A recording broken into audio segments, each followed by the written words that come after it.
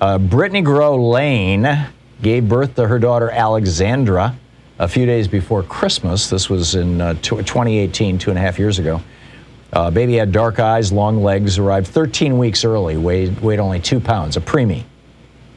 And sadly, in the neonatal unit at Mount Sinai West, I believe this is in California, the baby got an infection and died. That's pretty, that's in and of itself, that's a disaster. The baby died at the age of 25 days. So that was back in 2018. A couple months ago, Ms. Lane, Gabby's mom, who, by the way, is now in the process of adopting a child, but it's kind of a side story, started receiving debt collection notices. These letters were sent by her health plan, Cigna, and said that she owed $257,000 in bills. Because in the middle of her pregnancy, she changed jobs and changed health insurance companies, but she was never without coverage. And so this is basically, a spitting war between two insurance companies and a hospital about who's responsible for these bills. And so they kind of all got together and said, well, let's just dump it on mom.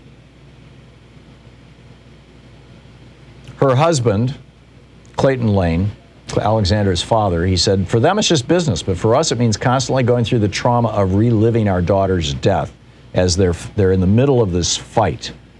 And they finally got the state involved, and they got a bunch of high-profile people involved, and so now the New York Times actually got involved and called Cigna and said, we regret the letters. We're reviewing it now.